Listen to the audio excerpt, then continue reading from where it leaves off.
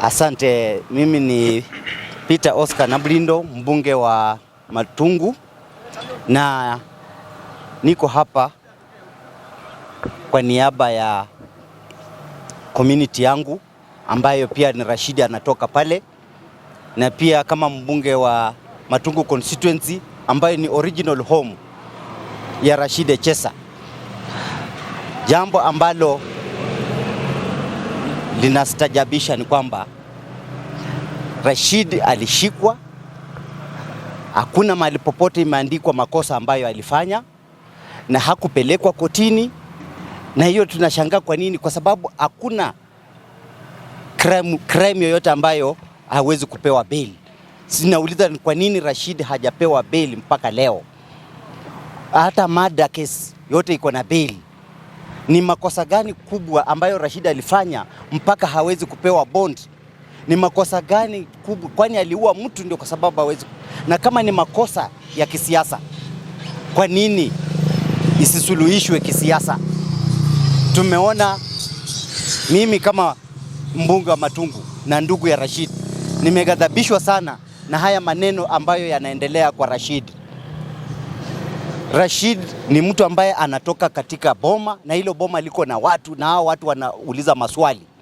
Swali ambalo wanauliza ni kwamba makosa ya Rashid ni nini, na nani amemshtaki Rashid, nani ameshika Rashid, na ako ndani kwa sababu gani, na kwa nini hapewi bond mpaka inafika mahali yeye ni mgonjwa, haruhusiwi kwenda hospitali, amekaa kwa seli siku 3 akiwa hali mahututi. Mpaka leo ameletwa hapa akiwa kidonda yake imeanza kuoza. Hayo ni mambo ambayo sisi kama jamii hatuwezi kukubali. Na mimi nataka kusema hapa kwamba kama kuna kiongozi yoyote Kakamega County ambaye anahusika kwa unyanyasaji wa Rashid Echesa, ajue kwamba sasa kuanzia saa hii mambo hayatakuwa sawa kwake. Kwa sababu kama ni kisiasa, tumalize maneno kisiasa. Hatuwezi kutumia power yetu ya kisiasa, power of the office, abuse of office, kwanza kushika watu kuweka ndani. Na swali ambayo community inauliza, ikiwa Rashid ni mfanyikazi wa serikali, yeye ni chairman wa Water Towers Kenya, yeye ni mfanyikazi wa serikali, akiwa anaweza kushikwa alafu afanywe hivi, je, mwananchi wa kawaida atafanywa namna gani? Na swali ambalo pia tunauliza ni kwamba ikiwa Rashid wakimalizana na Rashid, who is next? Kwa sababu wanasiasa wakianza kutumia ofisi zao kunyanyasa wanasiasa wengine, who is going to be next? Kwa sababu opponents lazima wakuwepo. Na huyo mwanasiasa wa Kakamega ambaye anaona kama Rashid ndio opponent wake na atumie serikali kumnyanyasa, who is going to be targeted next?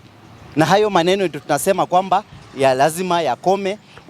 Hii harassment ya Rashid iwe mara ya mwisho saa hizi. We don't want to see Rashid being harassed left, center and right. He has rights as a human being. He has a right as a son of Wanga, and we are determined to make sure that his rights are upheld. Asanteni sana. That followed the motor vehicle that was carrying Echesa to hospital. I can confirm that the time he was being brought in to the hospital, it was as a result of intervention. He was actually, let me say, critically ill. The OCS had to call the officers of CID because she's only a custodian, but she had instructions that he should not be released. She insisted that this person is critically ill. He needs a treatment, because even after we brought medical documents to the CID, even after we showed them the documents from the two previous days, when they took him back to the cell, they wrote in the OB that he has been brought back to the station without any complaint. Honestly, isn't this wrong? Be as it may, he has been brought in. He is critical. He's being checked on. Tests are being conducted. He is actually bleeding quite a lot from the wound. We as lawyers cannot say much about the condition. All that we know is that he's totally unwell. But this brings us to a very simple thing. And this I must keep on asking. When a complainant has been turned into an accused person or a criminal, we need to start asking questions again, whether our system is working properly or our system is being influenced. Is it being influenced? Yes. Why? When somebody comes and tells you he has used 240 million shillings because he has been extorted, the question would be, what had he done that was so crucial, that was so bad, that was so negative, that he had to get 240 million to cover up? That is a serious question. What was he hiding? If then it is not true, why is he giving false information? 240 million is 240 bundles of 1 million shillings each. How do you carry that? Does it have paper trail? Where did you get it from? Can you be able to prove? If you cannot be able to prove, then you have no case. And until this particular moment, the police have nothing. So I'll ask some, for me, it now cuts across the board. The people of Kakamega, question 240 million where it came from. Pesa yetu. And find out whether your state of development, are you developing or 240 million shillings is missing? Are you a God-fearing community? Because now you are being the butt of the jokes. Muna uchawi, muna uganga, muna fertilizer mbaya, kila kitu is coming out. So the question would be, are you a fearing nation that fears God? If so, are you having a governor that fears God? Kama yeye anaendanga kwa uganga, then you have a problem. Mimi naona ni kama itahitaji murudi by election. Ama mtoe governor. Lakini hiyo nyinyi ndio mnajua. But in the meantime, Baraza needs to answer questions. And they are not few, they are many. And they are not small, they are critical. They are crucial. Yes. Kwa majina ni Donald Okumu, nikiwa mwakilishi wodi wa Koyonzo kutoka Kakamega County. Na sote tunajua kwamba jambo lililotuleta hapa ni kuhusiana na kushikwa kwa ndugu yetu ambaye ni Waziri Rashid Echesa. Lakini mimi ningependa kushukuru sana sababu tumeweza kubaliwa kutokana na ushawishi wa viongozi wetu ambao niko nao hapa kwamba ameweza kufika katika makao haya ambayo ni hospitali aweze kutibiwa ili kwamba akaweze kupata nafuu, maana nina uhakika hata hiyo kesi haiwezi kufanyika ikiwa hayuko hai. Kwa hivyo mimi nataka kushukuru viongozi wangu kwa jambo hili, kusimama pamoja na sisi kwamba ndugu yetu akaweze kutibiwa. La kusihi tu kwamba viongozi wetu katika siasa ni kwamba tuweze kuwa na msingi wa kuhakikisha kwamba tufanye maendeleo isiyokuwa na ila na chuki, kwamba watu wetu wakaweze kupata maendeleo bila mambo na sarakasi ambazo zinaeleweka. Na haswa sana kwangu kama kiongozi Kakamega, ningependa kuomba uongozi wa Kakamega mzima ni kwamba kuna kidonda katika uongozi wa Kakamega County. Shida ambazo zipo ni mambo ambayo tunafaa turudi chini, tukae chini kama viongozi tuyazungumzie, sababu hizi zote zinazoendelea ni kwamba yapo mengi ama nia fiche katika mambo haya yote yanayoendelea, lakini tunajua kwamba ni mambo ambayo yanaweza suluhishwa, lakini jambo hili ama kitendo kilichofanyika sio njia ya kusuluhisha mambo yanapofanyika. Ninajua viongozi wangu wako hapa kama seneta na wabunge, tuweze kuungana pamoja ili kwamba tuweze kusuluhisha jambo hili ambalo linaonekana la kisiasa wala sio jambo hata la uhalifu. Asante. Waheshimiwa wamesema on my behalf, na kwa hivyo yangu itakuwa mfupi sana. I want to use this opportunity kushukuru our councils, Cliff Ombete and Danson Omari. Number 2, I want to thank the President and the Deputy President for responding to our appeal of yesterday. The police had completely refused to listen to us, but our appeal has been listened to, and we want to thank the two leaders for where we have come. Having come this far, I came before the office of the President And I pleaded that I be given Rashid so as to bring Rashid to hospital together with members of his family.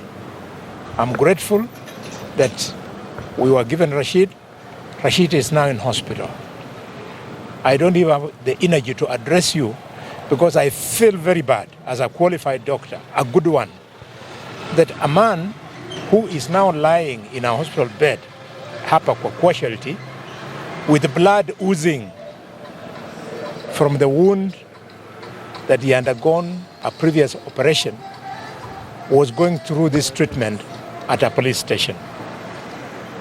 I feel really, really bad for this country. But be that as it may, we thank the system that Rashid is now in hospital. Let him stay in hospital. I know the doctors will release him when he is due. But as the police awaits for Rashid to be released, as the family, as his lawyers, as the country waits to hear Rashid's story, we are demanding, as the leaders of Kakamega County, that Rashid is not going to be dragged into a case which is not his. This matter was preceded by one, circulation of material that suggested that the current governor of Kakamega was involved in witchcraft activities. We noted. It was quickly followed by another series of release on social media of Rashid having been abducted. We moved very quickly and we confirmed that Rashid had been abducted. When I talked to him, he was in this same hospital and he was now undergoing recovery from the abduction. Rashid then went and recorded a statement at the police station. It's on record. And we were waiting for action. And before we could even blink our eyes, we heard that Rashid had been arrested. So we rushed here, and we are shocked that the circumstances leading to his arrest have everything to do with the things that I've described. So my question is, why is the complainant who recorded a statement at the police station the one who has been arrested? We would like the police now to cast the net wider. Yes, they might have taken the statement from Rashid, but we would also like to see the statement of the governor of Kakamega. He should tell us what took place. We're in the dark. All is rotating around him. They take a statement from him. We are not saying he's guilty as suggested in those witchcraft photographs, but we would like him to put clarity to the allegations around witchcraft. We've even given further. We understand, again from the media, that the witch doctor is no longer alive. So we would like to know what happened to this guy. This is what we are talking about. So that this thing is handled comprehensively. We want Governor Barasa to go about his work professionally, without any intimidation from any quarters, be it from politicians or from any other quarters, because he has a job to serve the people of Kakamega. Similarly, we want Rashid to go about his work. The culture of somebody using their offices to intimidate others should end with this case of Rashid. Thank you very much.